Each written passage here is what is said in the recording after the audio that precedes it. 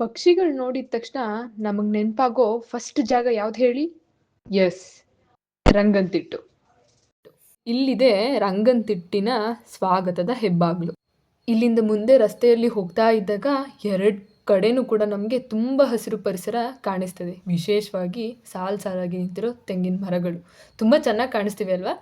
ಒಂದು ಕಡೆ ತೆಂಗಿನ ಮರಗಳಾದರೆ ಇನ್ನೊಂದು ಕಡೆ ಅಡಿಕೆ ತೋಟಗಳು. ಹೀಗೆ ರಸ್ತೆಗೆ ಎರಡೂ ಬದಿಯಲ್ಲೂ ಕೂಡ ಹಸಿರು ಕಾಣಿಸೋದ್ರಿಂದ ರಂಗನತಿಟ್ಟಿಗೆ ಹೋಗೋ ದಾರಿಯಲ್ಲಿ ಒಂದು ಪ್ರಕೃತಿಯ ಅನುಭವ ಶುರುವಾಗ್ತದೆ. ಹೀಗೆ ಮುಂದೆ ಹೋಗ್ತಾ ಇದ್ದಾಗ ಮತ್ತೆ ನಮ್ಮ ಕಣ್ಣಿಗೆ ಬೀಳೋದೆ ರಂಗನತಿಟ್ಟು ಪಕ್ಷಿಧಾಮ ಅಂತ ಬೋರ್ಡು. ಆ ಬೋರ್ಡ್ ನೋಡಿದ ತಕ್ಷಣ ನಾವು ನಿಜವಾಗ್ಲೂ ಪಕ್ಷಿಗಳ ಈ ಸುಂದರ ಜಗತ್ತಿನೊಳಗೆ ಬಂದಿದ್ದೀವ ಅನ್ನೋ ಫೀಲ್ ಬರುತ್ತೆ ಅಲ್ವಾ? ಇನ್ನು ಒಳಗೆ ಹೋದ್ಮೇಲೆ ಸುತ್ತಮುತ್ತ ನೋಡಿದರೆ ಎಲ್ಲ ಕಡೆ ಹಸಿರು, ಮರಗಳು, ಗಿಡಗಳು, ಮತ್ತು ಅದ್ರ ಮಧ್ಯ ಕಾಣಿಸ್ತಿರೋಂಥ ಒಂದು ನದಿ. ನೀವಲ್ಲಿ ನೋಡ್ತಿರ್ಬೋದು ಆ ನದಿನ. ಇಲ್ಲಿ ವಿಶೇಷತೆ ಏನು ಅಂದರೆ ಕಾವೇರಿ ನದಿಯ ಮಧ್ಯದಲ್ಲಿರುವ ಸಣ್ಣ ಸಣ್ಣ ದ್ವೀಪಗಳು. ಸುತ್ತ ಪ್ರಕೃತಿ ಎಷ್ಟು ಚಂದ ಬೆಳೆದಿದೆ ನೋಡಿ. ಆ ದ್ವೀಪಗಳೇ ಹಲವಾರು ಪಕ್ಷಿಗಳಿಗೆ ಆಶ್ರಯ ಆಗಿದೆ ಇಲ್ಲಿ. ಅಲ್ಲಿಂದ ನಾವು ಮುಂದೆ ಬೋಟಿಂಗ್ ಅಂತ ಮಾಡಕ್ಕೆ ಹೋಗ್ತಿದ್ದೀವಿ. ಬೋಟ್ ಹತ್ತೋ ಮುಂಚೆ ಎಲ್ರಿಗೂ ಕೂಡ ಸೇಫ್ಟಿ ಜಾಕೆಟ್ ಕೊಡ್ತಾರೆ. ಅಟ್ ಪ್ರೆಸೆಂಟ್ ಈಗ ಇಲ್ಲಿ ಪರ್ ಪರ್ಸನ್ಗೆ 140 ರೂಪೀಸ್ ಚಾರ್ಜ್ ಮಾಡ್ತಾರೆ, ಮಕ್ಕಳಿಗೆ 40 ರೂಪಾಯಿನ ಚಾರ್ಜ್ ಮಾಡ್ತಾರೆ. ಬೋಟ್ ನಿಧಾನವಾಗಿ ನೀರಿನ ಮೇಲೆ ಮುಂದೆ ಸಾಗ್ತಾ ಇದ್ದಂತೆ ನಮ್ಮ ಸುತ್ತಲೂ ಕಾಣೋ ದೃಶ್ಯವೇ ಬೇರೆ. ಒಂದು ಕಡೆ ನೀರು, ಇನ್ನೊಂದು ಕಡೆ ಹಸಿರು ಮರಗಳು, ದೂರದಲ್ಲಿ ಸಣ್ಣ ಸಣ್ಣ ದ್ವೀಪಗಳು, ಮಧ್ಯ ನಮ್ಮ ಬೋಟ್.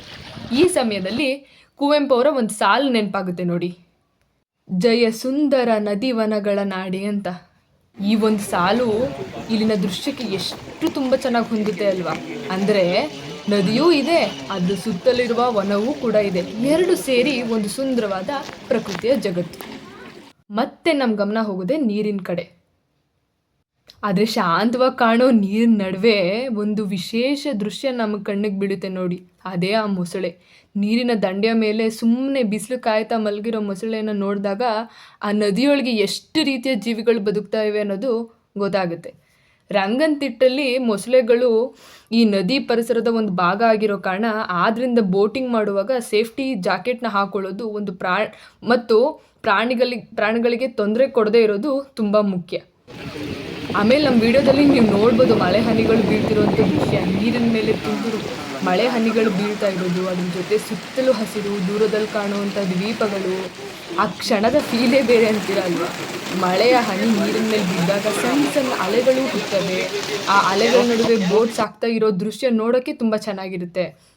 ಇಲ್ಲಿ ನೋಡ್ತಾ ಇರ್ಬೋದು ನೀವು ಮೊಸಳೆನ. ಮತ್ತು ಅದೇ ಸಮಯದಲ್ಲಿ ದಂಡೆಯ ಮೇಲೆ ನಿಂತಿರೋ ಪಕ್ಷಿನ ಕೂಡ ನೀವು ನೋಡ್ಬೋದು. ಕೆಲವು ಪಕ್ಷಿಗಳು ನೀರಿನ ಹತ್ರ ಸುಮ್ಮನೆ ನಿಂತಿರ್ತವೆ, ಮತ್ತು ಕೆಲವು ಮರಗಳ ಮೇಲೆ ಕುಳಿತಿರ್ತವೆ, ಇನ್ನು ಕೆಲವು ಆಕಾಶದಲ್ಲಿ ಹಾರ್ತಾ ಇರ್ತವೆ. ಒಂದು ಪಕ್ಷಿ ಹಾರೋದನ್ನ ನೋಡಿದ್ರೆ ಎಷ್ಟು ಸಾಮಾನ್ಯವಾದ ದೃಶ್ಯ ಅಂತ ನಮಗನ್ನಿಸ್ಬೋದು. ಆದರೆ ಅದೇ ಪಕ್ಷಿ ನೀರಿನ ಮೇಲೆ ಹಾರ್ತಾ ಹೋಗಿ ಮತ್ತೆ ಮರದ ಮೇಲೆ ಕುಳಿತುಕೊಳ್ಳೋ ದೃಶ್ಯವನ್ನು ಇಲ್ಲಿ ನೋಡಿದಾಗ ತುಂಬ ಸುಂದರವಾಗಿ ಕಾಣುತ್ತೆ. ಯಾಕಂದರೆ ಇಲ್ಲಿ ಪಕ್ಷಿ ಮಾತ್ರ ಕಾಣಿಸೋದಿಲ್ಲ. ಇಲ್ಲಿ ನೀವು ನೋಡ್ತೀರಾ, ಅಣ್ಣ ನೋಡ್ಬೋದು, ತುಂಬ ಚೆನ್ನಾಗಿ ಇನ್ಫಾರ್ಮೇಷನ್ ಕೂಡ ಕೊಡ್ತಾರೆ ಅವರು. ಮತ್ತು ನಾವೀಗ ಬಂದಿರೋದೇ ಡಾಕ್ಟರ್ ಸಲೀಂ ಅಲಿ ಮಾಹಿತಿ ಕೇಂದ್ರಕ್ಕೆ. ಇಲ್ಲಿ ವಿವಿಧ ಪಕ್ಷಿಗಳ ಚಿತ್ರಗಳಾಗಿರ್ಬೋದು, ಅವುಗಳ ವಿಶೇಷತೆಗಳಾಗಿರ್ಬೋದು, ಅವುಗಳ ಕೊಕ್ಕು ಹೇಗಿರುತ್ತೆ, ಕಾಲು ರಚನೆ ಹೇಗಿರುತ್ತೆ, ಗೂಡು ಕಟ್ಟೋ ರೀತಿ ಆಗಿರ್ಬೋದು, ವಲಸೆ ಬರುವ ಪಕ್ಷಿಗಳ ಬಗ್ಗೆ, ಹೀಗೆ ಹಲವಾರು ವಿಷಯಗಳನ್ನ ತಿಳ್ಕೊಬೋದು. ಇಲ್ಲಿ ಮಕ್ಕಳಿಗೆ ಅಂತಲೇ ಕ್ವಿಝನ್ನು ಕೂಡ ಆ್ಯಡ್ ಮಾಡಿದ್ದಾರೆ ಪಕ್ಷಿಗಳ ಬಗ್ಗೆ. ಇಲ್ಲಿ ರಂಗನತಿಟ್ಟನ ನಕ್ಷೆ ಮತ್ತು ದ್ವೀಪಗಳ ಮಾದರಿಯನ್ನು ನಾವು ನೋಡ್ಬೋದು.